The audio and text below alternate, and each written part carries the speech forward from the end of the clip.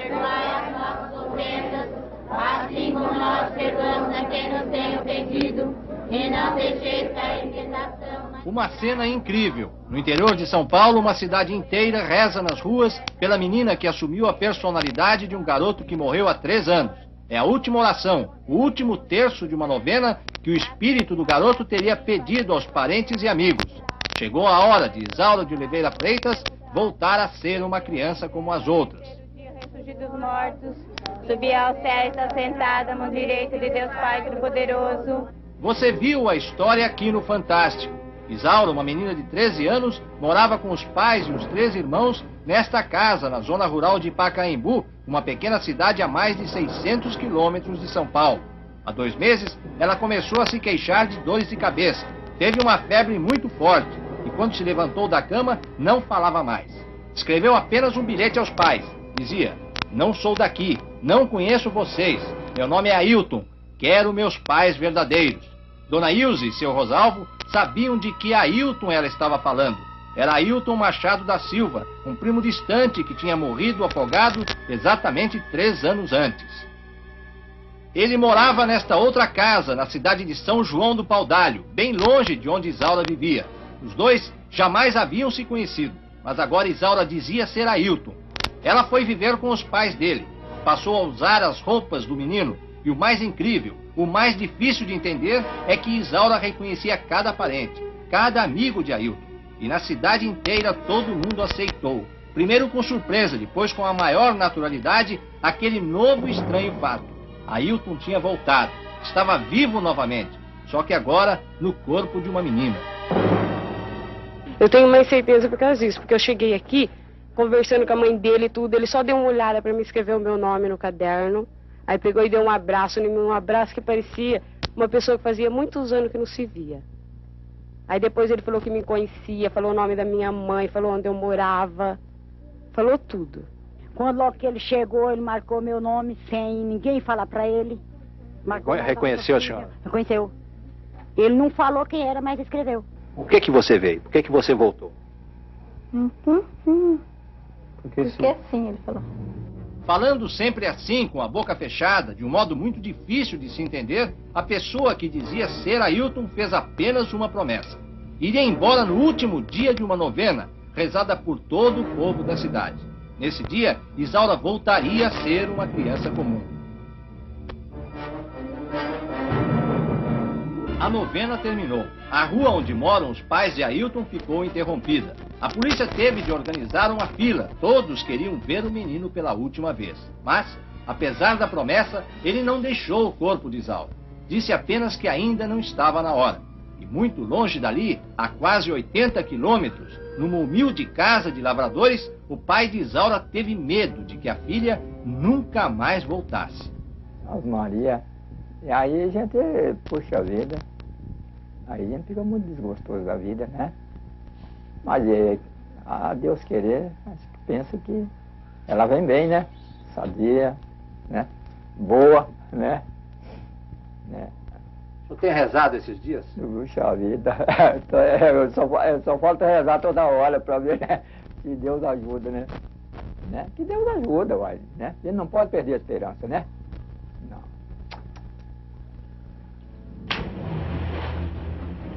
Durante toda esta semana, Isaura continuou a viver como se fosse mesmo Ailton. E aconteceram muitas coisas inexplicáveis. Uma delas, Isaura nunca soube nadar, ao contrário de Ailton, que não perdia uma chance de tomar banho nesta piscina, na casa de um vizinho. Agora, Isaura também nadava.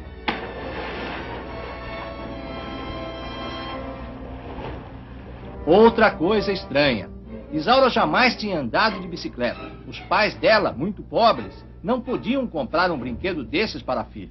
Mas agora, que ela dizia ser Ailton, passeava de bicicleta com a maior segurança, como se sempre tivesse feito isso.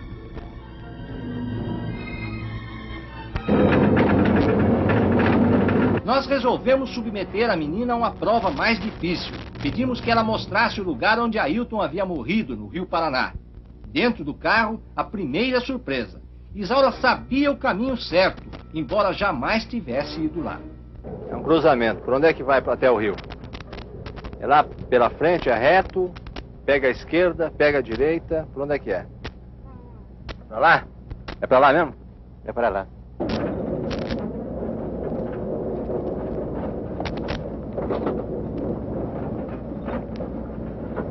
Carlos, um menino que estava com Ailton no dia em que ele se afogou, confirmou que o ponto foi exatamente este, perto da cidade de Panorama, na fronteira entre São Paulo e Mato Grosso. E a história coincide perfeitamente com o que Isaura conta. Eu estava nadando aqui, aí de repente eu comecei de casa. Eu não sei o que aconteceu, não. Bom, você disse que você estava aqui e de repente você pulou de costas e não sabe exatamente o que aconteceu. É isso que você disse? Você bateu a cabeça em algum lugar? Qual é a última coisa que você lembra? Eu fiquei tonto, sabe? Você ficou tonto? Fiquei. Daí? Aí eu fiquei tonto, aí a água foi me carregando. Você ficou tonto e a água foi te carregando. Foi. E não foi só isso. Veja, esta é a primeira vez que Isaura entra no cemitério de São João do Paudalho, onde Ailton foi enterrado. Ninguém disse a ela onde está a sepultura do menino. E em meio a todos os outros, ela se encaminha direto para o túmulo certo, para o túmulo de Ailton. De quem que é esse túmulo? Meu. Nem os pais de Isaura, nem os pais de Ailton jamais haviam tido qualquer experiência com espiritismo ou qualquer outra coisa parecida. Eles são católicos praticantes, desses que vão à missa todos os domingos. E sem saber mais a quem recorrer, foram falar com o pároco da cidade. Mas o padre Dimas Martins disse que a explicação para tudo isso não está no campo da fé. Ele não duvida de Isaura, não acha que seja uma farsa e afirma que se trata de um fenômeno puramente parapsicológico. A igreja, o senhor, não acredita na hipótese de que o Ailton, o menino que morreu há 3 anos, tenha realmente se incorporado no corpo da menina. Essa hipótese o senhor afasta totalmente. Afasto totalmente, né? Porque acho que vai contra a fé, contra o cristianismo, né? Porque não admite a reencarnação. Então vai contra a nossa fé. O senhor viu a menina? Vi. E sensação, que tipo de reação o senhor teve quando viu? Parece uma criança normal, quer dizer, normal assim aparentemente, mas a gente percebe que tem alguma coisa, né, pela face, né, pelo olhar dela, pelo rosto, alguma coisa de diferente, né? Histórias como essas são bastante incomuns no Brasil.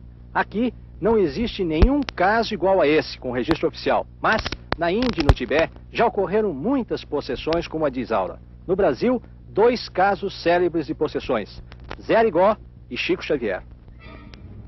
E é exatamente Chico Xavier, o líder espiritual de milhares e milhares de pessoas em todo o Brasil, quem diz que fenômenos desse tipo só tem uma explicação. Para ele, o espírito de Ailton voltou porque ainda tinha alguma missão para cumprir na Terra. Alguma coisa que estava deixando o menino intranquilo numa outra vida.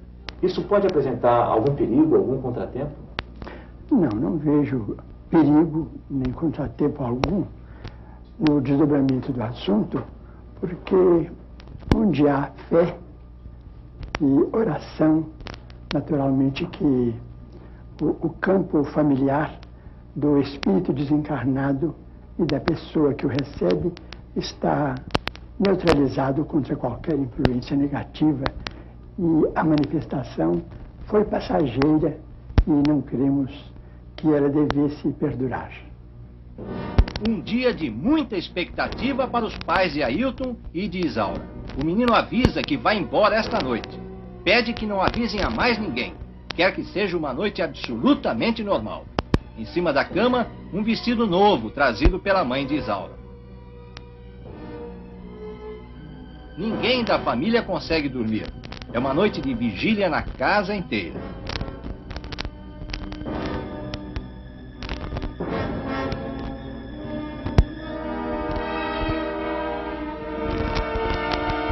É de manhã, e a pessoa que sai do quarto parece mesmo diferente. Um ar abatido, cara de quem chorou bastante, e um certo jeito de vergonha, exatamente como de uma menina que descobre, de repente, que está usando roupas de homem. A expectativa de toda a família é muito grande. Como é que é teu nome? Meu nome é Isaura. Isaura, onde é que você estava esse tempo todo?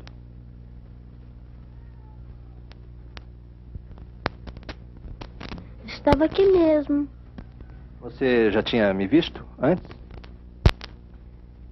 Já. Quem é o Ailton? Ailton é meu primo. E onde é que estava o Ailton agora? Eu não sei. E onde é que ele estava antes? Eu também não sei. Isaura pede ajuda à mãe para trocar de roupa, para colocar o vestido.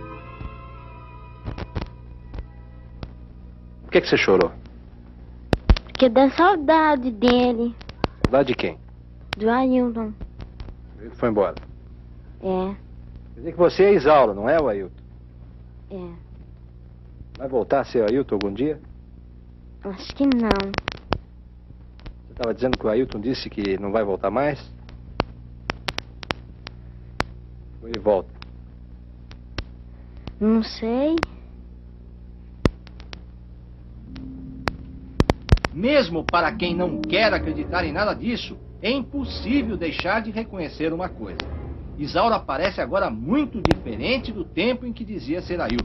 Parece ser mesmo outra pessoa. Como explicar uma história tão estranha, tão incrível quanto essa? Pode-se até falar em farsa, mas seria possível enganar uma cidade inteira? Os espíritas asseguram que se trata de reencarnação. Os católicos não aceitam isso. E o Dr. Eduardo Mascarenhas, um psiquiatra e psicanalista conhecido e respeitado no Brasil inteiro, diz que é difícil até para a ciência explicar um caso assim.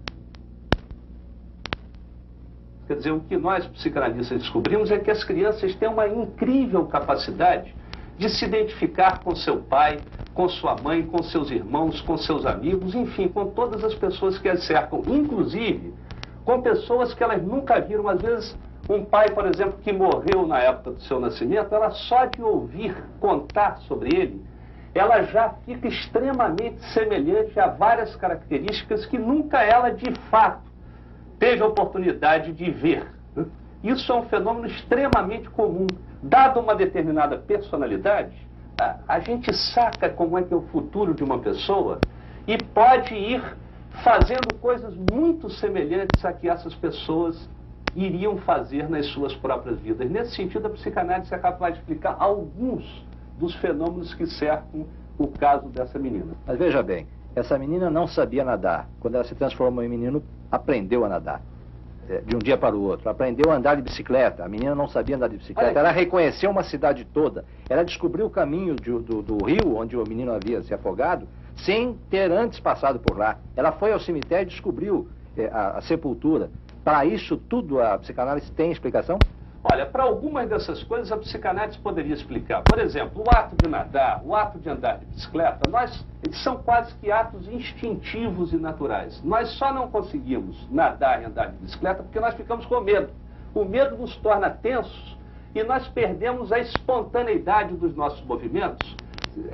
Caso contrário, nós naturalmente nadaríamos. Como ela está identificada com ele, não é o eu dela que está em cena, ela pode não viver o medo e assim ter a descontração necessária para poder nadar e andar de bicicleta. Agora, que as pessoas da cidade a reconheçam também é bastante razoável. Quer dizer, reconheçam o menino nela, dada a semelhança com que ela ficou com aquele próprio menino. Agora, que ela reconheça as pessoas da cidade, isso eu acho que já ultrapassa o âmbito da psicanálise. Eu acho que a psicanálise não seria capaz de explicar isso.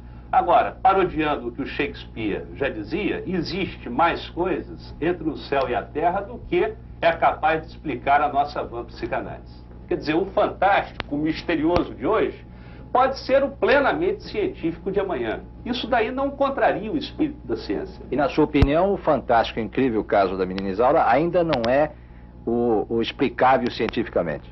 Na sua plenitude, não. Alguns dos aspectos dele já estão incluídos no saber científico. Agora, outros aspectos dele ultrapassam o saber científico contemporâneo. De quem que é esse túmulo? Meu.